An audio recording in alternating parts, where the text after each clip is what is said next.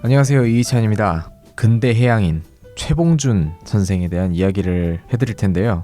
아주 특별한 손님을 모셨습니다. 잠시 후에 만나보겠습니다. 러시아 전문 팟캐스트 보드카먹은 불곰 115회 시작하겠습니다.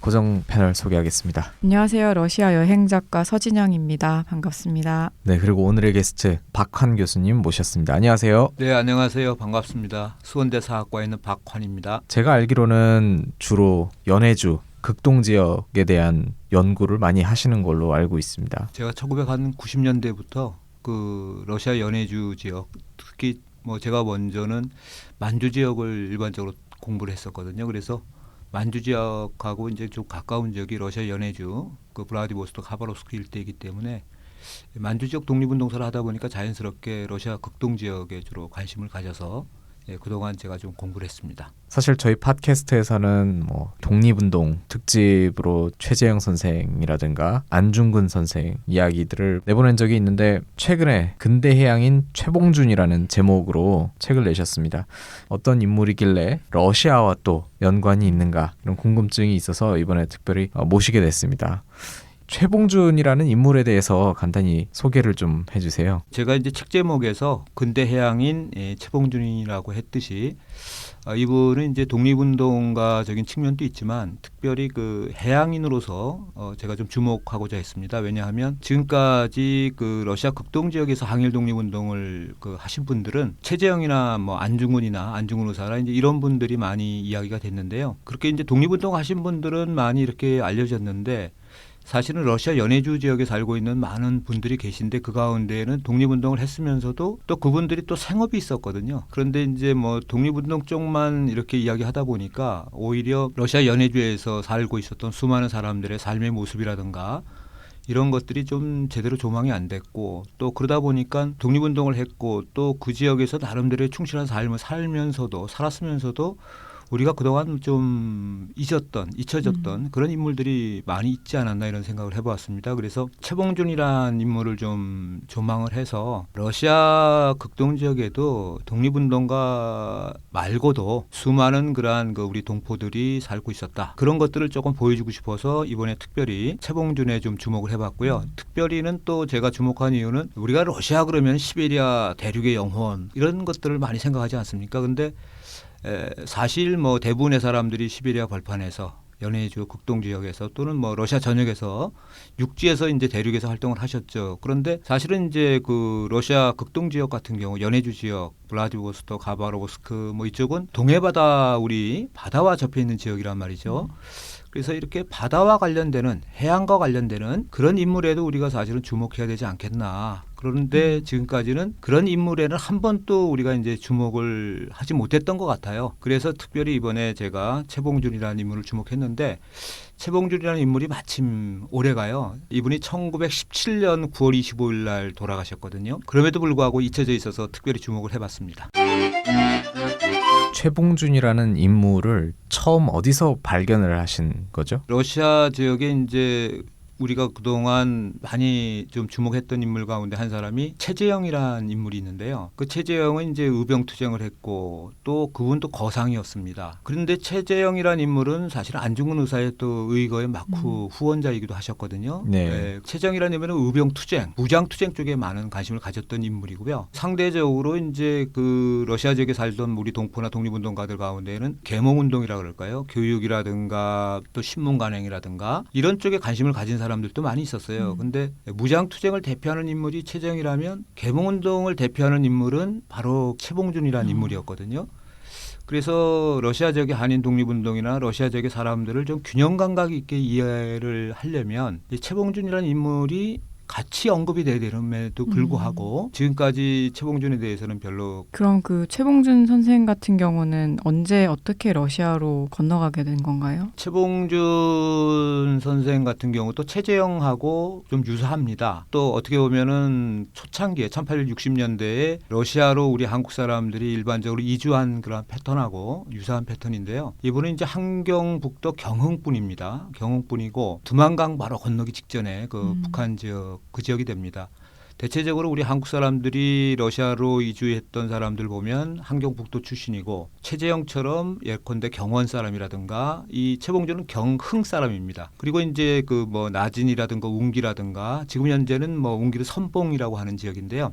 그런 지역에 있는 사람들처럼 두만강을 넘어서 1860년대 초에 함경도 지역에 큰 흉년이 들었고 먹고 살기 어려워서 어린 시절에 부모님을 따라서 일반적인 그런 케이스하고 비슷하게 그때 많이 이주한 지역이 이제 지신어라는 지역이거든요. 예. 지신어라는 지역은 두만강가에 있는데 이름도 재밌습니다. 땅지자, 새신자, 터자입니다. 그러니까 새로운 땅. 이란 새로운 뜻이고 땅. 그 예. 새로운 땅에 바로 최재형도 그렇고 최봉준도 그렇고 또 그 함경도에서 이주한 최초의 이주지고 예. 최초의 정착지 그쪽에 이제 최봉준도 이주했던 것이죠. 지신어 마을에 가면은 서태지 씨가 기념비를 세워놓은 게 있지 않나요? 네, 맞습니다. 그 2004년에 러시아 지역으로 우리 한인 이주 140주년을 기념해서 거기 보면 이제 그 비석에 대한민국 음악인 서태지 이렇게 그 비석을 건립한 이름이 있는데 서태지가 아시다시피 그 발해를 꿈꾸며라든가 많은 그 대륙에 대한 꿈을 또 음악으로 표현한 그런 것들도 있고 그래서 블라디보스톡의 그 스타디움에서 공연을 했고 그 공연의 수익금의 일부로서 그런 아주 그 대단한 기념비를 만든 그런 것이죠. 발해가 바로 이제 그 북만주, 만주 지역과 이제 러시아 지금 연해주 지역에 발해가 있었고 우리의 그 과거의 고토고 또 러시아 연해주 지역에도 그 발해 유적지들이 상당히 많이 있습니다. 발해 성터라든가 대표적으로는 이제 꼬르사코프카라든가 보리소프카라든가 그라스키노 쪽에도 성터가 있고요. 발해 유물 유적들이 사실은 러시아 극동 지역에 많이 있거든요. 본격적으로 이 최봉준이라는 인물에 대해서 얘기를 해볼 텐데요. 신분 자체는 어땠나요? 최봉준의 집은 뭐 정확하게 자료에 나오지는 않습니다만은 함경북도 경원의 그 가난한 소장농의 그 아들로 지금 알려져 있습니다. 그리고 1860년대 그 상당히 경제적으로 어려웠고 또 흉년도 들고 홍수도 나고 그러한 가난을 극복하기 위해서 먹고 살기 위해서 바로 이제 연해주로 이주했던 것이고요. 그리고 처음에 이주한 곳은 이분 또 최재형과 마찬가지로 지신어라는 데 그 이주를 했었습니다. 그러나 거기 가서도 사실은 상당히 그 먹고 살기가 힘들어서 여러 지역을 이제 그 전전을 했었고 그러나 이제 이분은 뭐 특별히 이런 어떤 교육을 받았다든가 최재형처럼 이제 그런 케이스들은 잘 나타나지 않고 있습니다. 다만 전설적인 이야기가 하나 있습니다. 이분이 이제 가난하고 헐벗고 굶주릴 때 러시아 귀족을 만났다고 합니다. 야린스키라는 분인데 그 집에서 이제 양아들처럼 귀여움을 받고 또 그분이 성장해 나가는데 이제 그분이 많은 교육을 그 시켜줬는데 그러나 이제 특별히 그 최봉준이 어떤 학교를 다녔다든가 그런 거는 그 밝혀지고 있지는 않습니다. 다만 최봉준이 이제 그 1899년에 어머니가 돌아가신 다음에 서울을 다녀간 그러한 기록이 있습니다. 그래서 이제 저희가 생각할 때는 러시아 귀족 그러니까 러시아의 뭔가 후견인이 야린스키라는 그 인물이 있었던 것으로 이렇게 추정이 되고 이런 그 최봉준이가 나름대로 이렇게 성장을 하는데 경제적으로 성장을 한다든가 무역을 한다든가 이럴 때에 바로 최봉준이 최재형하고 우영제를 맺고 최재형이 지속적으로 돌봐준 것으로 이제 이런 기록들이 나오고 있습니다. 최재형이 살았던 곳이 크라스키노라는 지역인데요. 최봉준이 있었던 지역도 지금 현재 이제 두만강을 막 건너면 다리 건너자마자 그쪽에 이제 핫산군이라고 하거든요. 그 핫산 지역에서 한 10여 킬로 들어가면은 최재형이 살았던 그 크라스키노 연추라는 지역입니다. 그래서 또 지신어에 같이 처음에 살았고 그 일대에 살면서 그 당시에 이제 어느 정도 성장했던 그 최재형의 도움을 많이 받아서 큰 성장의 배경이 되지 않았나 이런 생각을 해보고 있습니다. 근데 말씀을 들어보니까 상대적으로 최재형에 비해서는 최봉준에 대한 역사적인 자료나 이런 것들이 많이 남아있지 않나 보네요. 네, 그렇습니다. 지금 현재 최봉준 같은 경우는 그 가족이 자녀가 그 당시 1차 세계대전에 참여했던 아들, 그다음에 일본에 유학 간 아들, 그다음에 이제 딸이 하나 있는 것으로 이렇게 기록은 나오고 있습니다만은 최봉준의 어떤 그 후손들, 가족들에 대한 기록이라든가 남아 있는 생존해 있는 후손들은 전혀 알려져 있지 않습니다. 그래서 그 가정사라든가 가족사라든가 이런 것들이 구체적으로 나와 있는 게 없고요. 다만 최재형 선생 같은 경우는 그의 그 11남매거든요. 그 중에서 이제 살아있던 자녀들 가운데 오녀 다섯째 딸인 최올가라든가 삼남인 최발렌틴 이런 사람들이 자신의 아버지에 대한 기록을 해놨습니다. 그래서 이제 그 기록 것들로 인해서 최재형은 많이 복원이 됐는데 최재형보다는 최봉준이 이제 그 여러 가지 활동 면에서 약간 미약한 면도 있기 때문에 예컨대 뭐 최재형 같은 경우는 이제 20년 4월 7일 날 우스리스크에서 일본군한테 처형당하지 않습니까? 예. 최봉준 같은 경우는 1917년 9월 25일 날 우스리스크 쪽에서 이제 중국 방향으로 한 3, 4km 떨어진 데가 꼬르사코프카라고 있는데요. 예전에는 거기를 허커우라고 했습니다. 거기서 이제 그 이질에 걸려서 병사를 합니다.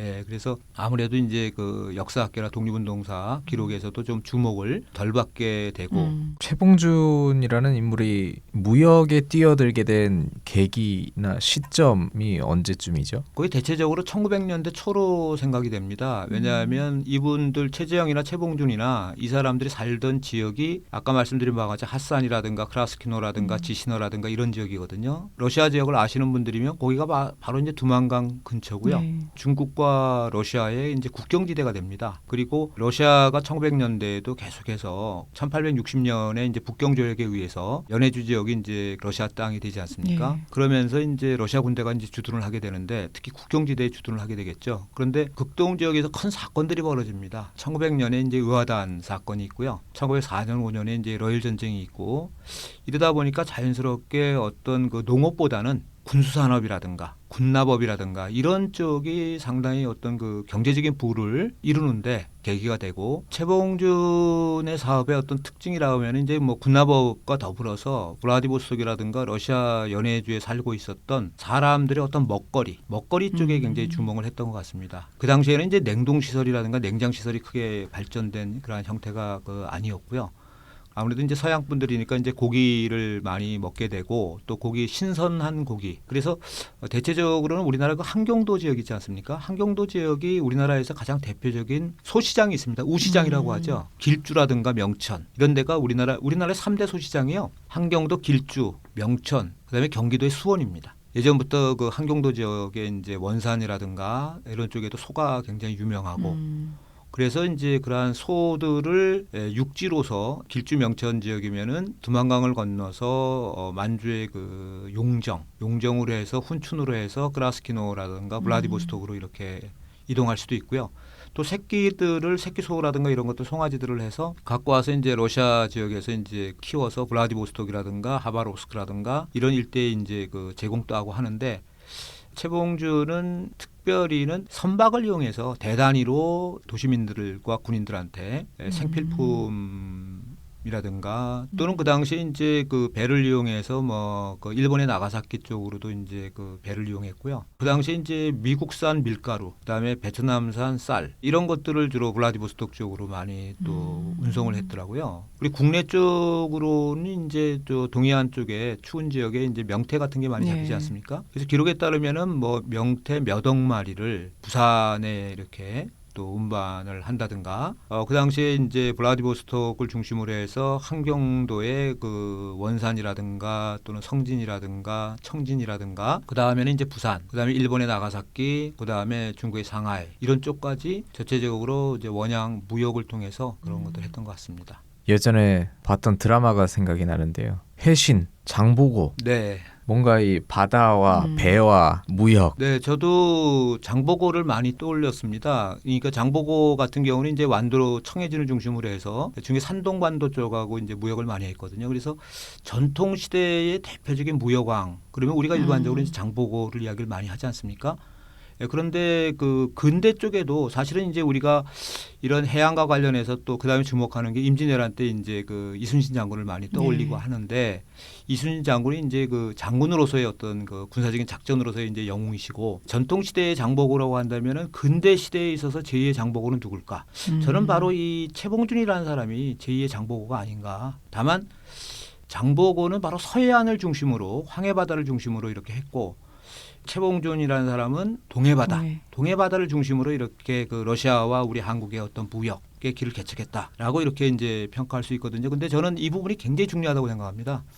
지금 현재도 남해바다라든가 서해바다 같은 경우는 우리가 이제 중국과의 교역이라든가 부산 같은 경우는 태평양 쪽으로 해서 미국이라든가 교역이라든가 이걸 많이 하고 있는데 사실은 이제 제가 이 책을 최봉준이 주목한 가장 큰 이유 중에 하나는 이 동해안을 중심으로 하는 어떤 북방벨트. 그래서 우리나라 같은 경우도 이 동해안의 그 한경도 지역의 여러 항구들, 청진이라든가 원산이라든가 성진이라든가 속초라든가 지금 동해시라든가 울산, 부산 이런 동해안의 그 벨트들의 수많은 그 항구들이 있는데 북쪽 지역의 항구들이 제대로 활용이 안 되고 또 일본 쪽 같은 경우도 그 일본의 동경이나 오사카 쪽은 이용이 되지만 그 반대 방향 쪽 동해바다를 끼고 있는 그쪽은 제대로 이게 활용이 안 되고 있거든요. 그리고 지금 중국 같은 경우도 이제 훈춘 쪽에서 이렇게 못 나오고 있습니다. 북한 쪽으로 이렇게 연결돼 있기 때문에 그러니까 만주 지역에서는 중국 동북 지역이라고 하는데 지방이라고 하는데 그쪽의 항구들은 대부분 서해안의 그 여순과 대련, 그다음에 이제 압록강 쪽에 이제 단동항 이렇게 이용하고 있거든요. 그러니까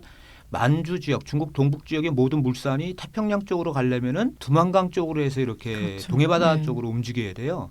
근데 이 북방벨트인 동해안 쪽이 이게 제대로 뭐가 좀 활용이 안 되고 있고 앞으로 우리가 이제 근대, 미래의 먹거리 또는 미래 지향 이게 대체적으로 이제 동해안을 활성화시켜야 되는데 예전에 근대 시대 때 이 동해안을 적극적으로 활용을 해서 러시아와 한국의 어떤 그 무역, 근대 무역을 이렇게 개척한 그러한 위대한 인물이 있는데 이 위대한 인물을 누구도 관심을 안 갖고 조망을 못한 것 같아서 제가 이제 사실은 개인적으로 굉장히 좀 안타까운 네. 그런 현재 심정이 듭니다. 저희한테도 시사점을 많이 주는 분이시네요. 사회 사업이라고 해야 될까요? 계몽을 하는 예, 그런 역할들을 역할을 많이 하신- 했다고 하셨는데 최재형 선생 또한 뭐 교회도 짓고 학교도 짓고 뭐 유학을 보내는데 뭐 학비를 지원한다거나 그런 활동들을 했던 것으로 알고 있습니다. 근데 이 최봉준이라는 인물은 어떤 사회 사업을 구체적으로 좀 했나요? 최재형이 워낙 노블리스 오블리제 쪽으로 많이 알려져 있고요. 더불어서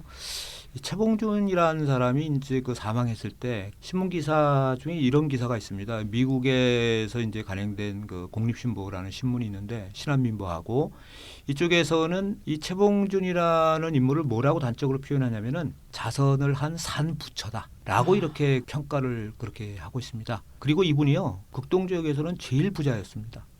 재산이 그 한 30만 루블 최고의 부자로 이렇게 그 돼 있는 분이고요. 그 당시에 뭐 선박도 갖고 있고 또 주식도 많이 갖고 있었던 것으로 이렇게 알려져 있습니다. 그리고 이분이 이제 구체적으로 이제 그럼 어떠한 자선 행위를 했는가와 관련해서는 주로 이제 기록상으로는 주로 이제 그 학교를 많이 만든 것으로 이렇게 돼 있습니다. 예컨대 블라디보스톡에서 처음 만들어진 학교가 이제 개동학교라는 학교가 있는데요. 그 학교도 만들고 이분은 이제 그런 학교 건립뿐만 아니라 러시아 지역에서 비용이 들어가는 거는 뭐 대체적으로 최재형과 더불어서 최봉준이 기부를 한 것으로 이렇게 나와 있고요.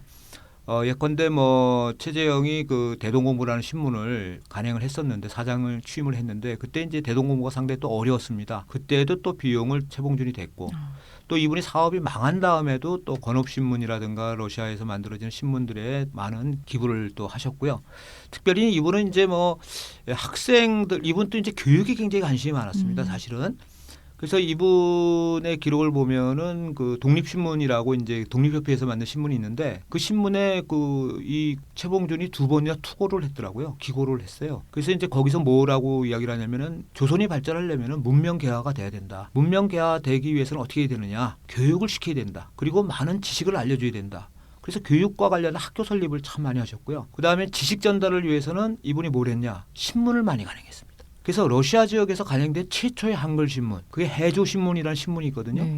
그 신문은 해조신문은 뜻이 뭐냐면은 블라디보스톡을 보통 우리가 한글로 표현하면은 해삼위라고 해삼위. 하지 네. 않습니까? 해삼위에 살고 있는 조선 사람들이 간행한 신문. 해조. 그래서 해조신문 첫 번째 사장님이 바로 최봉준이고 이 최봉준이 그 신문 사장으로서 출자를 했습니다. 그래서 최재형 같은 경우는 큰 일도 하면서 조그마한 그 유학이라든가 이런 좀 정 있는 이런 것들을 많이 했지만 최봉준의 어떤 자선이라든가 이런 것들은 개개인적인 측면보다도 신문 간행이라든가 학교 설립이라든가 이런 큰 단위 속에서 러시아 지역의 한인 동포들을 위한 그 어떤 자선 모든 사람들이 자선의 산부처 이렇게 언급할 정도로 러시아 지역에서 그 많은 분들의 추앙을 받았던 그런 인물이 아닌가 생각합니다. 그 책에 보면은 한너 무역의 상징 준창호라는 이름이 나옵니다. 최봉준이잖아요. 예, 최봉준이니까 예. 거기서 준자를 따고 창은 이제 창성할 창성. 창자로 해서 이름이 보다 창성해서 이게 좀 뭐라 그럴까 큰 돈을 많이 벌어들이는 응? 네. 그런 그 배이길 바란다라고 해서 아. 이제 그 준창호라는 배인데요. 네. 이 배가 우리나라에서 근대적인 최초의 무역선입니다. 철제. 철제 무역선이에요. 예, 철제 무역선이고요. 1864년에 그 홍콩에서 제조된 건데요. 영국 쪽에서 제조한 건데 한 1,400톤 정도 됩니다. 승객을 한 600명 정도 그 실을 수 있고요. 그다음에 배에 보통 소가 한 400두 정도 실을 수 있는 그러한 어떤 대형 배로서 뭐 우리나라에 있어서의 뭐 가장 근대적인 그 당시에는요 우리나라는 기본적으로 이제 목선들이 많고 일본이라든가 서구 배들은 증기선이지 않습니까? 그리고 철제입니다. 그런데 근대적인 배들을 우리가 이제 적극적으로 소유할 필요가 있었고 그 당시에 그 우리나라의 어떤 바다를 일본 배와 러시아 배 그리고 모든 운송이나 유통 그런 것들을 이제 그 외국 배들이 장악하고 있었을 때 네. 바로 이 준창호는 한국의 그 저기 태극기를 깃발을 달고 블라디보스톡과 한국의 그 원산, 청진, 성진, 부산 그리고 바로 일본의 나가사키와 중국의 상하이를 이렇게 운항했다는 거 있지 않습니까? 그리고 그 당시에 이제 제복도 준창호 선원들이 입고 있었고요. 그런 기록들이 이제 뭐 정순만이라는 유명한 사람인데 그 사람 기록에도 나오고 다양한 기록들에 이제 그런 게 나옵니다. 그래서 저는 이 준창호라는 배가 갖는 의미와 상징성 이런 엄청나네요. 것들이 그때 그 감동 그 배는 1등석, 2등석, 3등석이 있었어요. 그리고 지금도 이제 그렇지 않습니까? 네. 저희가 네. 이제 그 동해시에서 이제 배를 타면 블라디보스토크 가지 않습니까? 크루즈호가 가는데 거기도 1등석, 2등석, 3등석이 있고 또 식당 칸도 있고요. 네. 그러니까 아주 근대적인 정말 배로서 근대적인. 그때 동해 바다를 이렇게 우리 한국의 깃발을 단 배가 항해하는 그런 모습을 떠올리면 지금도 제가 좀 감동스럽습니다. 분위기 자체가 이제 너도 나도 항일 운동에 이바지하자라는 분위기가 조성되는데 독립운동에 가담한다라는 것은 자기가 그동안 쌓아온 것에 대한 것들을 포기할 수도 있다. 어떤 리스크를 안고 가는 부분도 있을 것이고요. 언제부터 최봉준 선생이 본격적으로 항일운동에 참여하게 되나요? 최봉준은 이제 그 기본적으로 사업가입니다. 그리고 상인입니다. 또 이분은 또 우리가 하나 주목해야 될 부분은 그 국적이 러시아입니다. 러시아 기여한 인물입니다. 러시아 이름은 체 니콜라입니다. 이분은 이제 나름대로 조국에 대한 인식도 있지만 이제 러시아에 대한 부분도 있고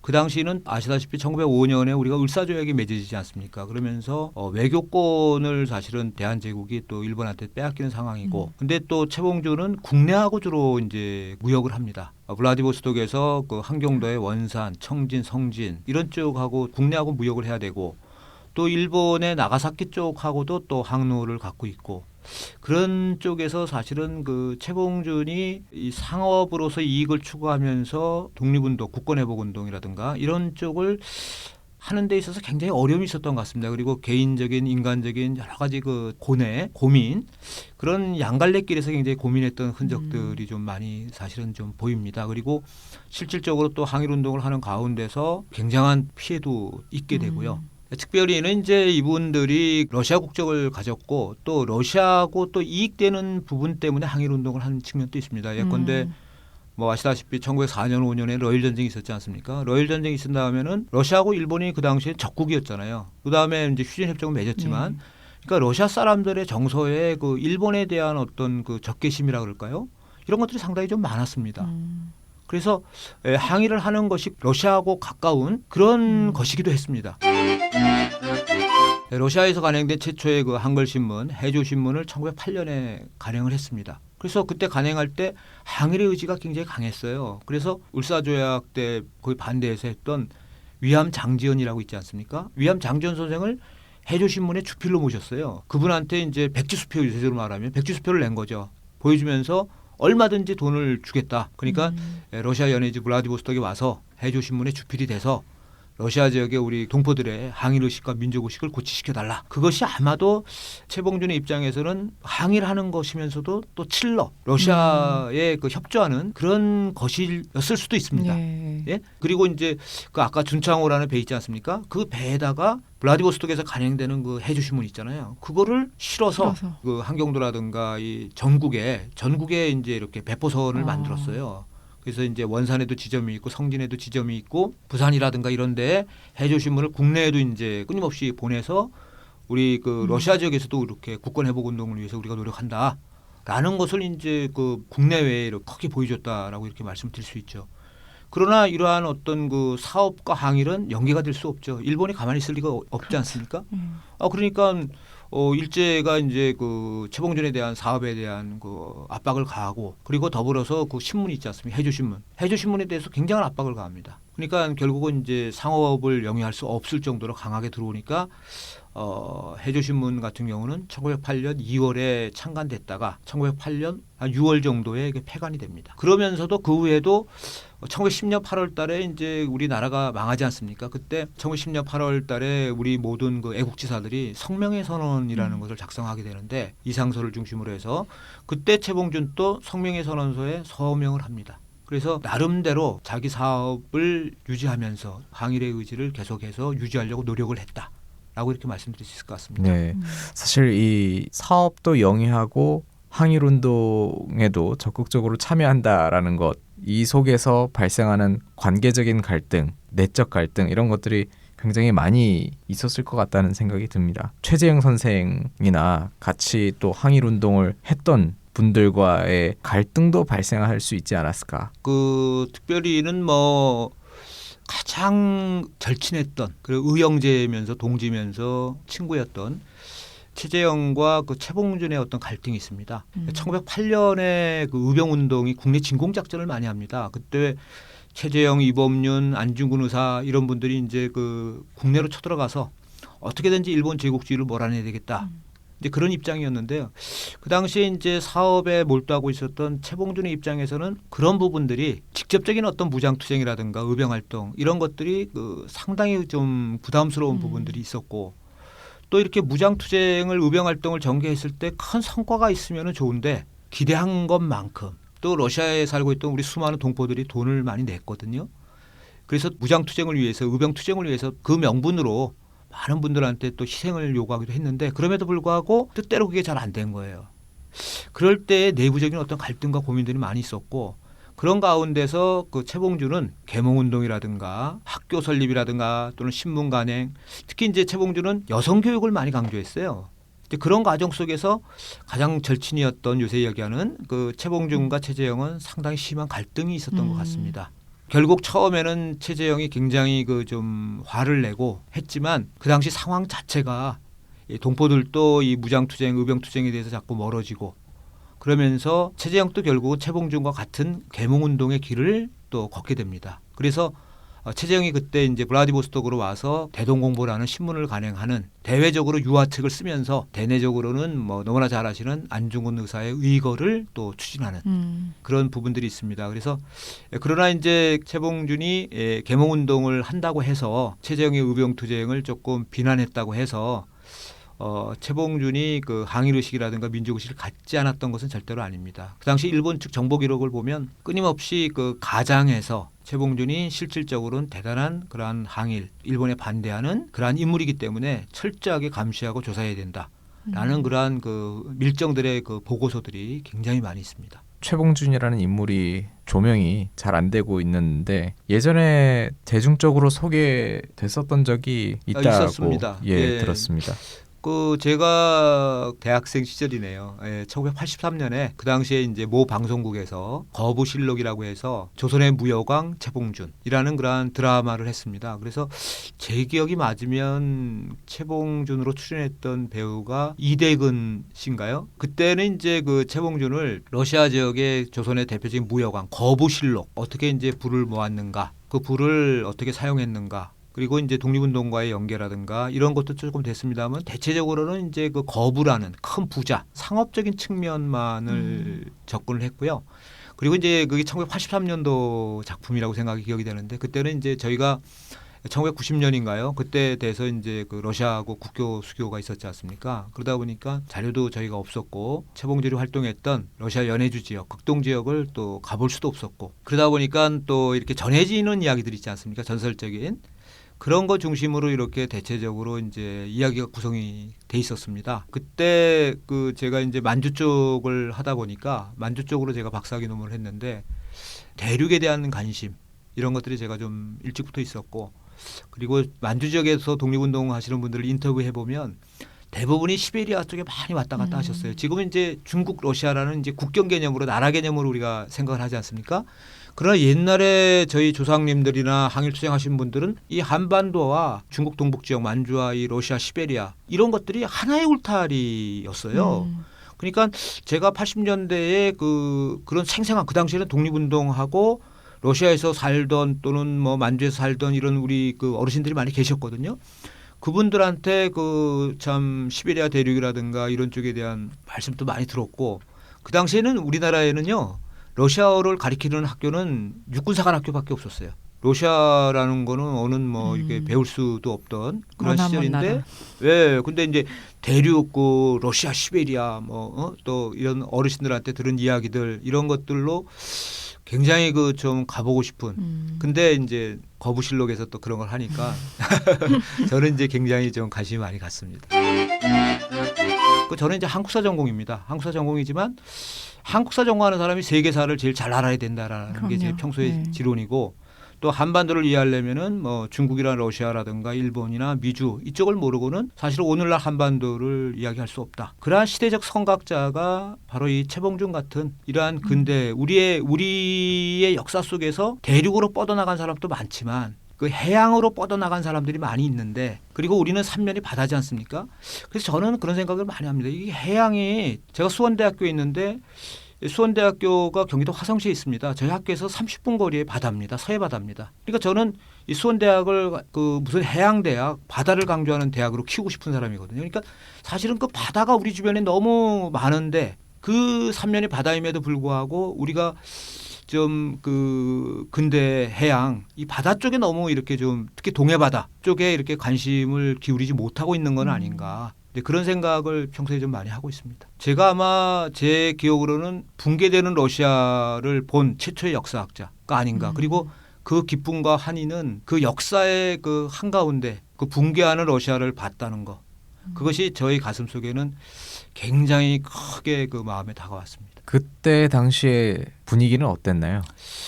그 당시에 러시아 그분들은 제가 이제 92년 1월 4일 날 처음으로 이제 하바롭스크를 갔는데 러시아 사람들은 뭐 그 붕괴가 됐다 손치더라도 우리는 이제 그 역사적인 사건으로 받아들이고 너무나 당혹스럽고 갔을 때 이게 어떨까 이제 이런 생각들을 많이 했는데 러시아 사람들은 뭐 너무나 자연스럽게 받아들이고 그때 이제 하나 좀 뭐 웃지 못할 에피소드라 그럴까요? 그런 거는 저는 좀 댄스를 좋아하거든요. 네, 죄송합니다. 그래서 이제 좀 겁 없이 또 그 아무르 강변에 그 참 영하 4, 50도의 추운 깡깡 얼어 있지 않습니까? 그 바로 옆에 하바롭스크에 그 인투리스트 호텔이 있죠. 그러니까 이제 그 열기 때문에 사람들이 이제 바깥에서 잠깐 식히고 목을 식히고 다시 들어가고 하는데 거기 뭐 이렇게 들어가도 된다 그러더라고요. 그래서 같이 이제 춤도 추고 놀고 좀 그랬는데 러시아의 그 참 그 이쁜 그런 여성분들이 자기 집에 자꾸 놀러 가자고. 예. 그러니까 저 말고 이제 딴 분들도 계셨는데 근데 이제 지금 생각하니까 그게 그럴 수 있다는 생각이 드는데 그때는 저희는 저분들이 북한에 뭐 저걸 해서 저를 납치하려고 하는 게 아닌가. 이제 그런 불안하죠. 어떤 생각들을 많이 가졌던 것 같습니다. 이후에 갔으니까. 예, 바로 그때 이제 막 그 92년 1월 달이니까 1월 초니까요. 예? 네. 그리고 저희가 이제 러시아에 대한 인식이 그런 정도 수준이었습니다. 그러니까 공산주의 국가, 그 다음에 뭐 스탈린, 레닌. 올해가 이제 러시아 혁명 100주년이긴 합니다만은 저희는 사실은 저의 입장에서는 굉장히 블라디보스톡을 보고 싶었습니다. 항일운동의 그 근거지인 신한촌이 있는 곳이고 또 수많은 기록에 항상 블라디보스톡이 나오는데 이제 꿈에 그리던 곳입니다. 블라디보스톡은. 근데 그 당시에는 이제 그 하바롭스크 쪽만 갈 수 있고 블라디보스톡은 갈 수 없는 그러한 것이었고 그 당시에 이제 거기도 공산주의가 몰락했다고 해서 텔레비에서 옐친이 나오고 또 레닌 동상이 끌어져 내리고 이런 것들을 이제 언론 매체를 통해서 봤습니다마는 하바롭스크에 갔더니 하바롭스크의 그 중심 광장이 레닌 광장이지 않습니까? 레닌 광장이고 또 레닌에 대한 모든 것들이 그대로 있고 이 변방 쪽에는 뭐에서는 전혀 뭐 사실은 저희가 체감을 못했습니다. 아무래도 이제 연해주 지역에 대한 연구를 많이 하시는 만큼 특히 요즘에 이제 러시아가 극동을 개발하고 투자를 유치하기 위해서 많은 노력을 기울이고 있고 하는 거에 대해서도 반갑게 생각하실 부분이 있겠네요. 저는 뭐 푸틴 대통령이 이제 블라디보스톡을 개발하려고 노력도 많이 하고 특히 블라디보스톡 중심으로 해서 극동 지역을 거기에 굉장히 그 공감을 많이 합니다. 그리고 특히 이제 굉장히 그 중요한 사업이 아닌가 생각하는데 러시아의 그런 어떤 열정에 비해서 우리 한국 정부라든가 한국 기업들은 그때그때의 어떤 이익이라든가 이런 것들을 중심으로 추진하기 때문에 실질적으로 그 한국과 러시아, 한국 특히 이제 극동 지역을 중심으로 하는 그런 부분들은 상호 간의 어떤 신뢰가 아직까지는 굉장히 좀 부족한 것 같습니다. 다만 연구자의 한 사람으로서 안타까운 것은 우리가 계속해서 저울질하는 동안 일본과 중국의 기업들은 지금 러시아 극동 지역에서 많은 투자를 하고 있고 러시아 지역에서 상당한 이윤을 내는 걸로 알고 있습니다. 그런데 그에 비하면은 지금 현재는 이제 한국 같은 경우는 연해주 지역에서 저희가 이제 각종 세미나나 뭐 여러 가지 모임 또 전문가들과의 어떤 대담 이런 것들을 통해서 보면 저희 한국 기업들은 오히려 예전에 비해서 물론 이제 정부적인 차원에서는 이번에 이제 푸틴 대통령을 만나서도 신북방 정책인가요? 새로운 제2의 북방 정책을 새롭게 해서 러시아하고의 어떤 무역의 돌파구를 뚫겠다라고 이제 이렇게 이야기를 하고 있습니다만은 그거는 어떤 측면에서는 한국에서는 이제 정치적인 또 이 핵 문제라든가 이런 것과 관련이 있고 꾸준하게 지금 현재 그런 정책들을 저희가 추진했어야 됨에도 불구하고 그런 것들이 제대로 이루어지지 못하고 있는 것 같아서 굉장히 안타깝습니다. 다만 특히 이제 연해주 지역 같은 경우는 뭐 관광객이 몇 배로 늘었습니다. 11회 횡단 열차를 이번에 또 그 하바롭스크까지 탔는데 승객의 한 7, 80%가 한국 사람이더라고요. 예전에는 그렇지 않았는데 하여튼 이 관광은 그렇지만 앞으로 저희가 조금 더 이게 할럿 무역 관계 상당히 좀 재검토의 여지가 필요하지 않는가. 그런 면에서도 저는 이 또 러시아 쪽에 이 우리 고려인들도 많이 계시고 한국과 러시아와 한국이 진정한 신뢰에 위해서 제2의 제3의 이러한 그 조선의 무역왕 차봉준과 같은 그러한 인물들이 등장할 수 있는 그러한 여건 조성이라 그럴까요? 이런 것들이 좀 돼야 되는 게 아닌가. 한러 수교가 이제 올해로 27주년이지 않습니까? 그렇게 길지 않은 기간이라고 생각을 합니다. 한러 관계가 저희가 바라는 만큼 발전하지 못하는 원인이 뭐라고 생각하십니까? 글쎄요, 뭐 학자 입장에서 뭐 그 커다란 문제를 제가 뭐라고 좀 말씀드리기는 좀 어렵고요. 기본적으로는 이제 정치, 경제, 사회, 문화 다양한 각도에서 좀 이야기할 수 있겠죠. 그리고 정치적으로는 어쨌든 간에 북한이라는 그러한 그 부분이 지금 현재는 이제 항공이라든가 해로를 통해서는 이제 러시아를 접할 수 있지만 육지를 통해서 지금 러시아를 갈 수는 없지 않습니까? 남북 관계라든가 이런 것들이 조금 더 해소가 되면 또 미래지향적으로 통일지향적인 그런 관점에서 보면 그러면은 우리가 지금 바로 그 일제시대 때 그 이전에 우리 항일 독립운동가들이 부산에서 기차를 타고 시베리아 대륙으로 뻗어 나갔듯이 빨리 복원될 수 있지 않겠나. 일단은 이 정치적으로는 이제 통일이라는 그러한 부분 큰 그 과제가 아닌가 생각이 들고요. 그다음에 이제 경제적인 측면에 있어서는 아무래도 뭐 서로 간의 쌍방간에 이제 그 수익이 나야 되지 않습니까? 이익이 나야 되지 않습니까? 근데 제가 잘은 모르겠습니다만은 우리나라 전체 무역에서 그 러시아 부분이 차지하는 비중이 굉장히 적은 거로 알고 있습니다. 너무 한국 기업들도 그렇고 현재적인 입장만을 지나치게 생각하는 것은 아닌가. 러시아 연해주라든가 러시아 같은 경우는 우리의 미래의 그 먹거리, 즉 식량의 배후 기지라든가 뿐만 아니라 이제 여러 가지 측면에서 굉장히 중요한 부분이 아닌가 생각하는데 앞으로 한국과 러시아와 한국이 보다 미래가 발전하기 위해서는 문화적 교류를 통한 어떤 신뢰를 쌓는 것들이 있지 않습니까? 그런 부분들이 결국은 제일 중요한 것이 아닌가. 그리고 러시아 사람들도 많이 접해보지는 않았지만 굉장히 의리가 있고 또 순수하고 또 믿음이 있는 좋은 친구인데 그 친구들을 가까이 접하지 않다 보면 옛날에 이제 냉전 시대 때의 어떤 사고 이런 각도에서 러시아를 바라보고 그러다 보니까 이제 투자를 하더라도 단기적인 그러한 그 마인드를 많이 가져서 그래서 서로와 신뢰와 조금 더 장기적인 마인드를 갖고 결국 이제 그 통일이 될 것이고 통일이 됐을 때 지금 현재 많은 우리 이제 그 애청자분들도 젊으신 분들이지 않습니까? 그런데 이제 결국은 3, 40대에 결국은 한반도는 통일돼 있을 것이고 그때 우리한테 가장 가까운 우리가 진출할 수 있는 가장 큰 그러한 지역은 바로 러시아가 아닌가. 그래서 이 러시아에 대한 애정과 관심 이런 것들은 우리의 어떤 미래를 위한 가장 중요한 그 자산이 아닐까. 보니까 제가 러시아 쪽에는 굉장히 다양한 사료들이 많다고 들었어요. 실제로 어떤가요? 굉장히 많은 그러한 자료들이 있습니다. 특히 한국과 관련된 자료들이 많이 있고요. 또 수많은 우리 항일 독립운동가라든가 우리 한인들에 관련된 자료들이 러시아 지역에 많이 있습니다. 근데 하나 솔직히 좀 고백하건대 좀 그런 부분은 저희 세대가 냉전 시대 때 주로 이제 학교를 다녔고 그러다 보니까 러시아어를 공부할 기회가 없었습니다. 물론 저희 또래에도 러시아어를 잘하는 친구들도 있습니다. 분들도 계시지만 대부분의 분들이 이제 러시아어를 제대로 못하고 그러다 보니까 그 귀중한 그 한국 관련 사료들이 제대로 번역이 돼서 활용이 되지 못하고 있습니다. 그러다 보니까 자연스럽게 러시아 지역의 수많은 항일운동 또 러시아 지역에 살았던 우리 독립운동가들 또는 동포들 이러한 부분들이 사료가 오히려 사장되고 묻혀 있어서 그분들의 어떤 삶의 모습을 제대로 복원시켜 드려야 되는데 그게 제대로 솔직히 좀 안 돼 있고요.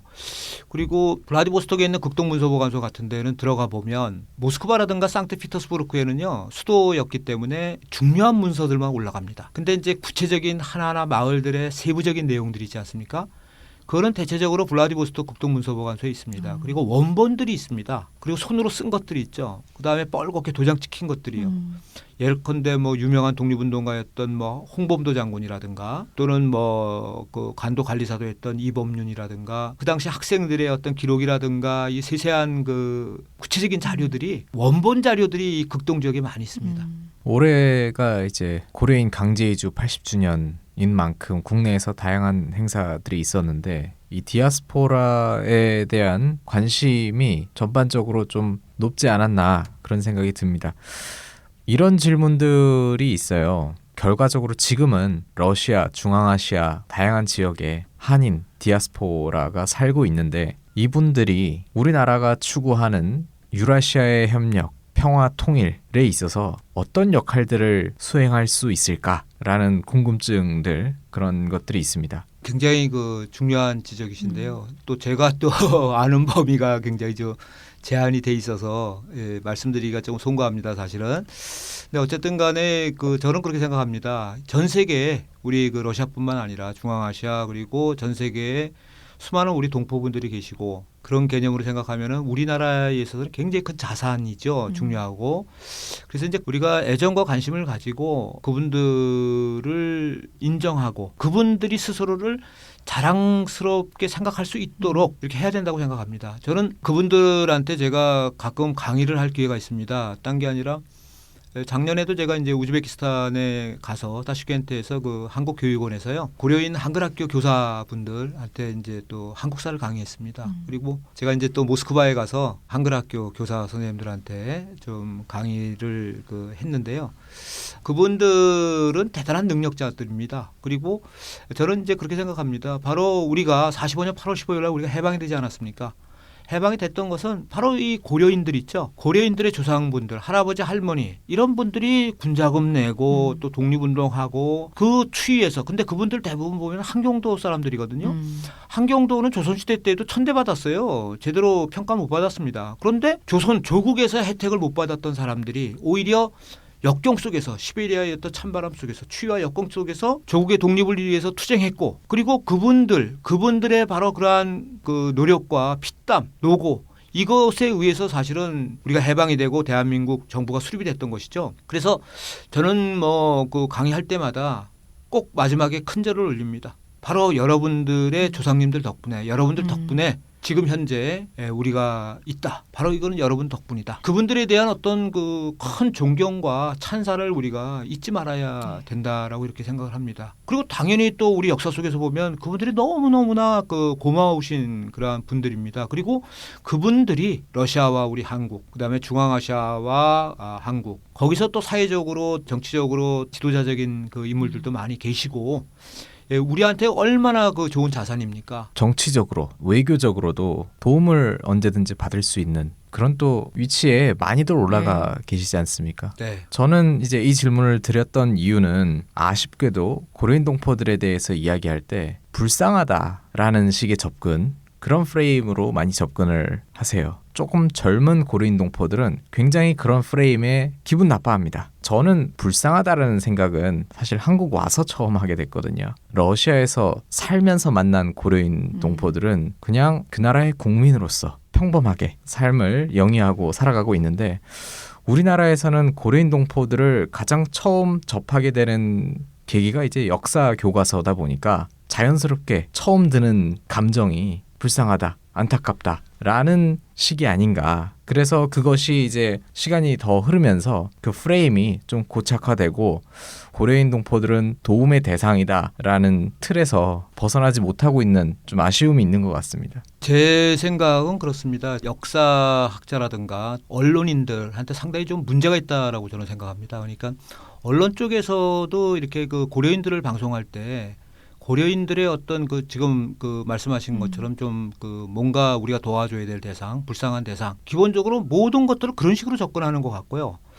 주로 역사 교육에서 실린다고 하면 항일 독립운동 부분은 아주 뭐 조금 간단하게 있고요. 대부분 뭐 강제 이주라든가 뭐 등등 이런 쪽으로 이제 되어 있고요. 언론 쪽에서 뭐 다큐멘터리라든가 이런 거 하는 거 보면 대체적으로 이제 강제 이주 당해서 그리고 우리가 도와줘야 되는 이런 쪽으로 돼 있는데 실질적으로 그거는 큰 그 잘못이 아닌가 이런 생각을 합니다. 교과서가 나름대로 좀 국제적인 감각을 좀 지금 뭐 전 세계 세계적인 국제적인 교과서가 돼야 되는데 디아스포라를 이야기도 많이 하고 우리 재동포가 얼마나 많습니까? 또 러시아 지역이라든가 또 중앙아시아에도 우리 동포들이 많은데 예컨대 단적으로 최재형 같은 인물도 교과서에 없습니다. 최봉준 없습니다. 근데 이렇게 이 사람들 러시아 국적입니다. 그러면서 우리 대한에 충성을 다했고 또 러시아 정부에서도 러시아에도 충성을 다했던 사람입니다. 어떻게 보면 우리가 미래의 지향을 해야 될 그러한 국제화된 한국인의 모습이 바로 이런 분들이 아닌가 생각하고 세계 시민으로서 그럼요. 그렇습니다. 그런 부분들을 바로 교과서에 담아서 뭔가 그 단선적이고 편협한 그러한 어떤 민족주의적 사고를 지향하고 미래지향적이면서도 국제화된 그러한 감각을 자꾸 심어줘야 되는데 그런 것들이 상당히 좀 안타깝고요. 언론 쪽도 시각이 PD들이 좀 송구합니다마는 이렇게 뭐 모든 분이 그런 건 물론 아닙니다. 그러나 이렇게 이제 그 보다 보면 어떤 계기성으로 하다 보니까 자꾸 이제 감성팔이를 좀 많이 하는 것 같습니다. 예. 그리고 뭐 직접 러시아나 중앙아시아 쪽을 이렇게 다녀보신 분들을 보면 그쪽 지역에서 그 좀 활동하는 분들이 굉장히 많지 않습니까? 그리고 사실은 중앙아시아 쪽에서도 이제 도시에 살고 있었던 그 젊은 친구들이 있죠. 그런 분들은 모스크바나 상트나 또는 노보고로드라든가 러시아의 대도시에서 활동하는 친구들이 그런 분들이 굉장히 많습니다. 근데 대체적으로 지금 이제 농촌에 꼬로즈에 옛날에 계시다가 또 연로하셔가지고 그냥 중앙아시아에 머물고 있는 이런 분들 그다음에 이제 그 중앙아시아에서 이제 농업에 종사하던 분들 가운데 일부가 이제 그 러시아 연해주라든가 극동 지역에 오셨는데 그래서 정착하는데 그 어려움이 있던 그런 쪽 그러니까 고려인들 가운데서 상당히 아주 일부의 그러한 모습들을 지나치게 부각시킴으로써 디아스포라라든가 우리 고려인의 전체적인 모습을 제대로 보여주고 있지 못하다. 그런 것들은 객관화될 필요가 있다. 저는 그렇게 맞습니다. 생각하고 있습니다. 지금 또 관심을 갖고 연구하고 계시거나 아니면 앞으로 연구할 계획인 주제나 분야가 또 있으십니까? 물론 예, 있을 것 같습니다. 진행하고 계신 것 같아요. 저는 지금 이제 당장 그 올 연말과 내년 초에 그 최재형이라는 인물이 있지 않습니까? 예. 그동안은 이제 최재형에 대해서 제가 2008년에 교양서 수준으로 최재형을 썼습니다. 11대 항일운동의 대부 최재형이라는 책을 썼는데 그때는 이제 자료도 좀 부족하고 그래서 조금 그 내용에 잘못된 부분도 있는 것 같습니다. 그래서 아무래도 저는 학자이기 때문에 다양한 자료를 수집을 해서 연구서로서 빼치카, 최재형이라는 책을 그 내년 초에 출간 예정으로 있고요. 그리고 제가 지금 사진 쪽에 좀 관심을 많이 갖고 있습니다. 그래서 예전에 제가 이제 그 사진으로 보는 러시아 지역 한인의 삶과 기억의 공간이라는 책을 낸 적이 있는데요. 그거는 이제 러시아어로도 번역이 돼 있습니다. 이번에는 제가 이제 강제 이주 80주년을 맞이해서 사진으로 보는 중앙아시아 지역의 한인의 고려인의 삶과 기억이라는 그런 책을 지금 준비하고 있고요. 그래서 저는 이제 계속해서 이제 사진 쪽의 자료를 정리하고 지금 이제 독립운동뿐만 아니라 이번에 그 최봉준에 대해서 근대 해양인 최봉준이라는 책을 냈는데 독립운동 외에도 수많은 그 우리 동포분들이 계신데 다양한 직종에서 나름대로 열심히 인생을 살았던 그러한 일반인들에 관해서 또 이제 관심을 갖고 러시아 지역 한인 그리고 중앙아시아의 고려인들의 다양한 모습들을 총체적으로 미력이나마 잘 정리해보고자 하는 것이 제 꿈이라고 말씀드릴 수 있겠습니다. 알겠습니다. 근대 해양인 최봉준 가까운 서점이나 인터넷으로 구매 가능하시고요. 많은 관심 부탁드리겠습니다. 저희가 또 최재형 선생에 대한 책이 나오면은 그때 또 한 번 더 모시도록 하겠습니다. 근데 재밌게 두 분 다 최씨시네요. 네. 그러니까요. 네. 정말 오늘 먼 길 와주셨는데요. 출연 소감 한 말씀 부탁드립니다.